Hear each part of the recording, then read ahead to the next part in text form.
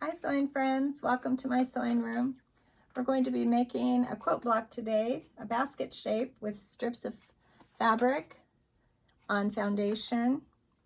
Here's one that we're going to be making today with the light blue background. I'm going to show you how to put those strips of fabric on a foundation, paper foundation, add that handle, and make a really cute block.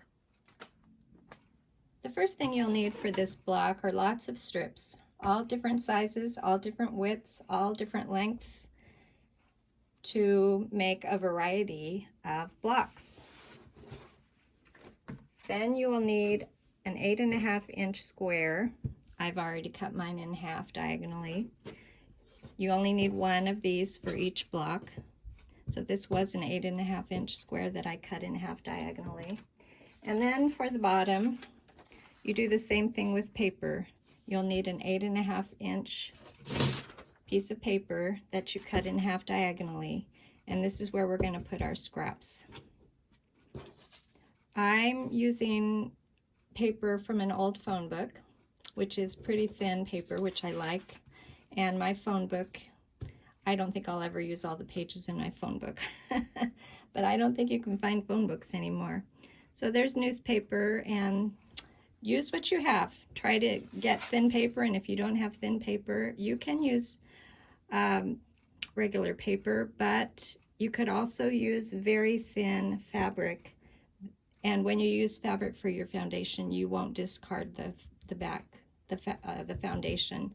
So this piece would be a little bit thicker. So I do like this thin paper, and thankfully I have that book. You'll also need another piece of paper, and you're going to make a pattern. So what I did for my handle is I took a piece of paper and I set it down on my top piece here, my top triangle, and I drew a handle, and I tried to make it even until I liked it. Then I took some paper scissors and I cut that out.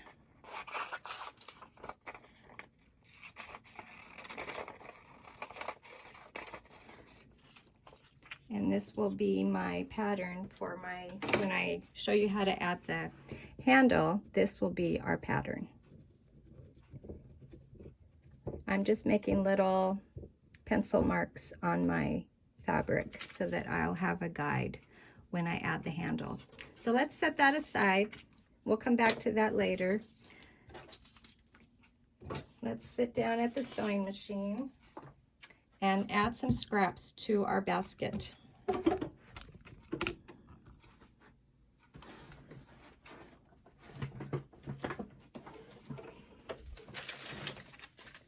Oh yeah, the other thing you're going to need is your basket handle.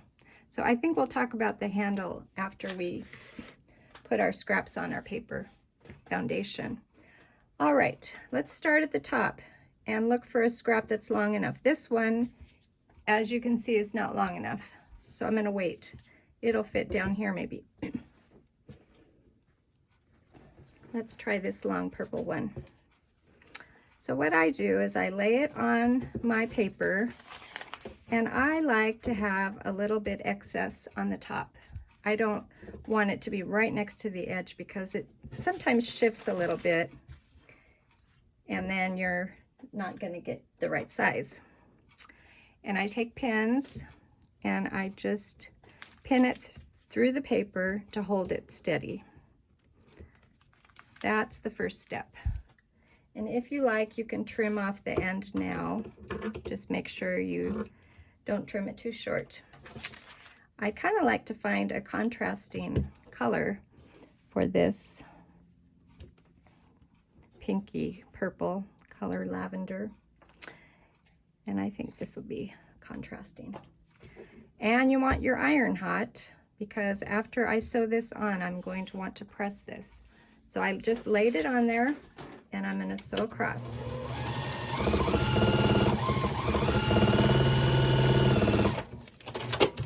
And I try to make sure that I sew off the edge of the paper a little bit. Fold it down, take your pins out, and press real quick.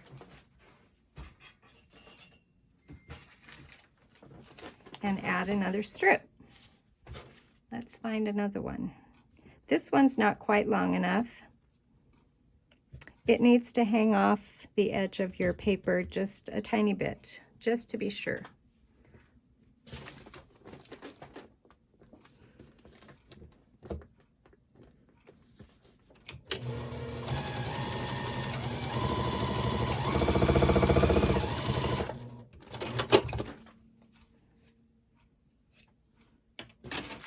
Press that.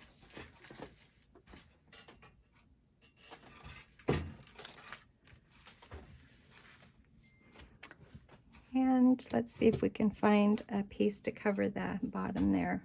This one's not quite big enough. I still have a little excess down there. But you know what? I'll show you how to do that. I'm going to put this one on.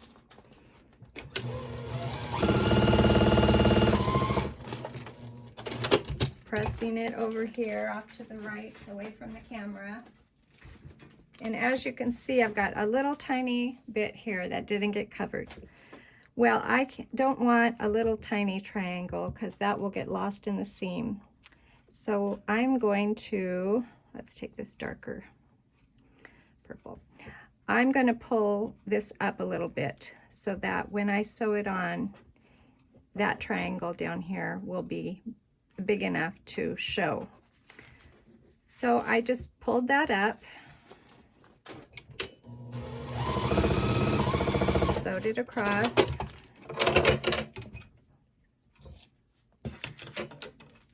and I will press that down. Now if you want to get rid of this excess fabric, you can do that too, so that won't be in your seam. All right, we're going to press. And now we're going to turn this into a triangle. Here's my guide on the back.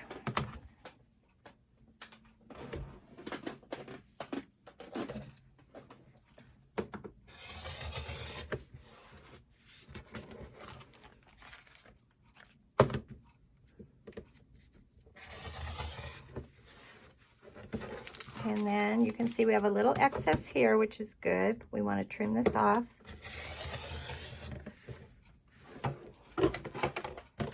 And there is our basket shape. Right now, I'll show you how to pull the papers off. Usually, I wait. If I'm making a quilt, I'll just leave all those papers on until I've made all the baskets I want. Then I pull the paper off. First, as you can see, I folded it and pressed down really hard so there's a good crease, and the paper should come off pretty easily.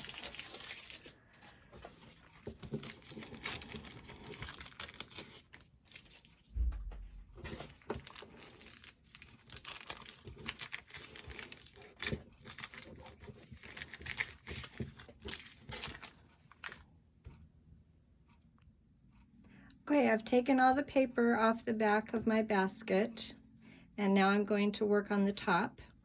We have the little pattern for our handle, and I've marked where I'm going to place it. And the handle is made out of a small strip of green. I cut this 1 1/4 inch. I have another video on how to make a vine, which is the same thing. I will fold this in thirds,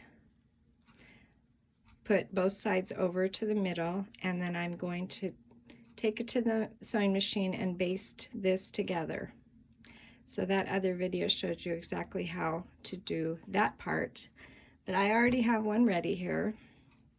There's a wrong side right here where you can see the edge of the fabric, and the right side.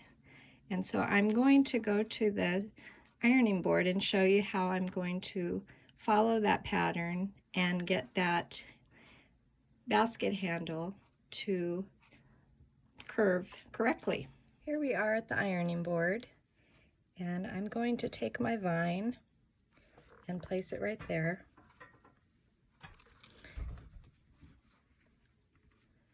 And just follow my markings and press. press it right there in place.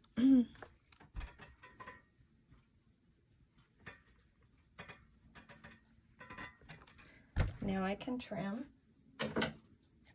and I leave a little excess just for, yeah, just in case. So it hangs off a little bit on the edge. And then I might pin a couple pins to hold it in place.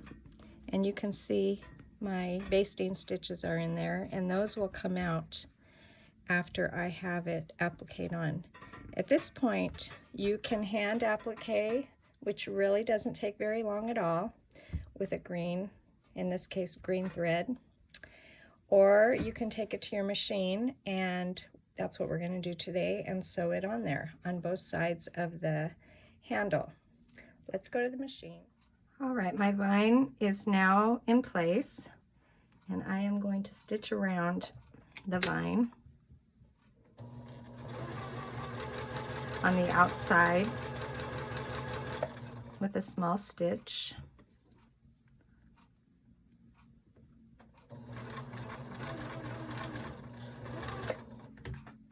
And I don't know if I mentioned that when you cut your 1 1/4 inch strip, it needs to be cut on the bias or on the diagonal of the fabric. I have that video, how to do a curving vine, an old video, but the information is there.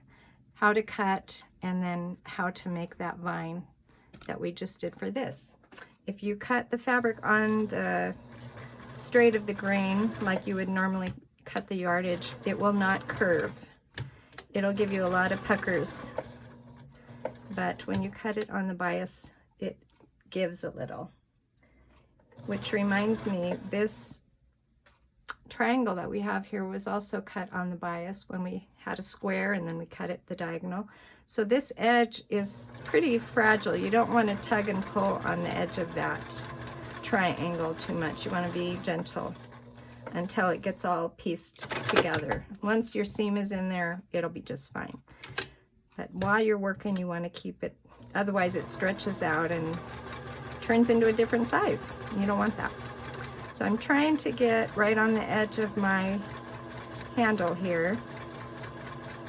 And after I get all my stitches in, I will take out the basting stitch that held all that together. I'll take a pair of scissors and I'll do a few little snips and pull those stitches out. But right now, let's move ahead, and we're going to put the bottom of our basket onto the top. I think I will add a couple pins.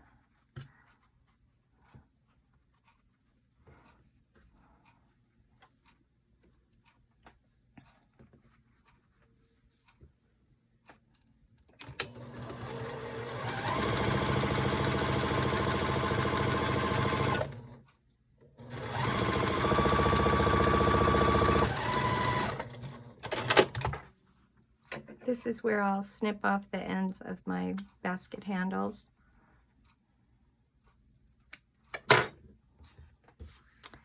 And we're almost done. We just need to press it open. Take this to your ironing board, press it open, take those stitches out, and you'll have a basket block. Make a whole bunch and make a quilt. Thanks for joining me.